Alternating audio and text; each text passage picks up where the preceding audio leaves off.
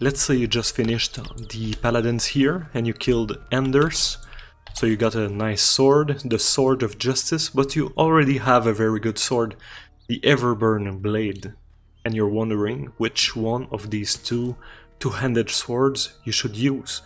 But I'm going to recommend using the Sword of Justice, and we're going to compare both of them. So if you take the Sword of Justice, damage here is 8 to 18.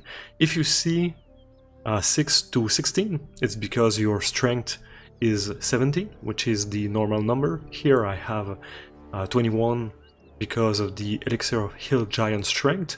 But if you have 17 strength, you're going to have here 6 to 16 and 6 to 19. The average damage that you're going to deal with the possibilities of 8 to 18 damage is 13 damage. And here, for the possibilities of 8 to 21 damage, it's going to be 14.5 damage, which means the Everburn Blade has about maybe 12% more average damage. But something that's not clear when you look at the name of the weapons, unlike the armor, for example here you have Chain Shirt +1, well, you have the +1 here, but in the description. So if you go here, you have Weapon Enchantment +1 for the Sword of Justice. And if you look here, you don't have the +1 enchantment, which it's going to impact the damage, but it's already included in the 8 to 18 and 8 to 21, but it also impacts the chance to hit the enemies. So if I go and try to hit, for example, Shadowheart here, it's a 55% chance to hit her.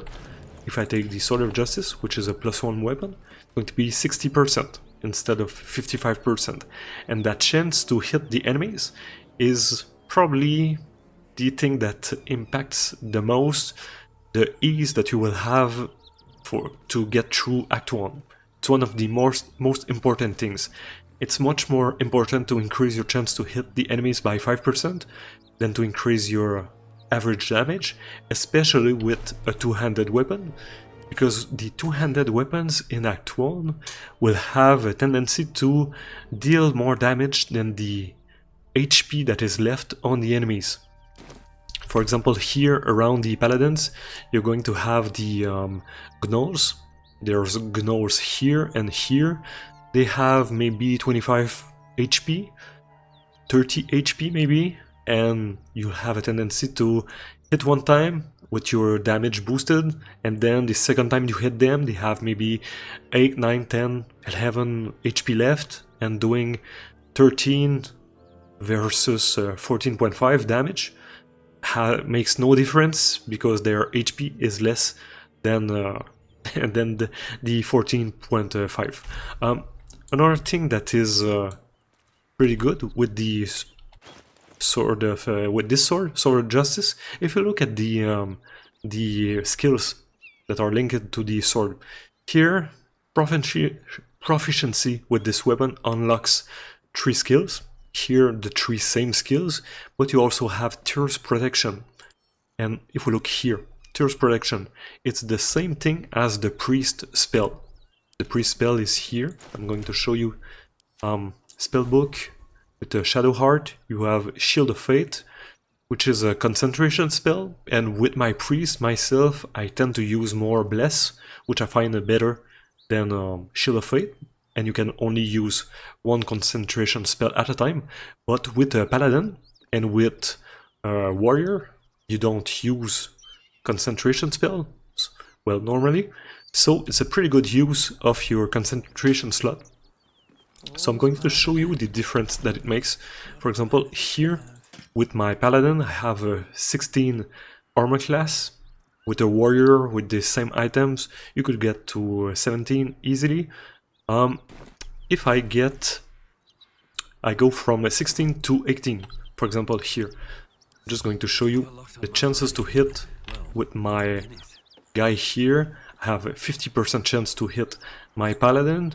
If I take my Paladin, I use the Sword of Justice, I do Tears Protection, I'm going to move from 16 to 18, and then the chance to hit my character moves from 50% to 40%, which is a big difference. And then when you actually get hit by the enemies, you're going to have to roll your concentration throw. If you lose the throw, you will lose the concentration. If you win, you're going to keep the concentration.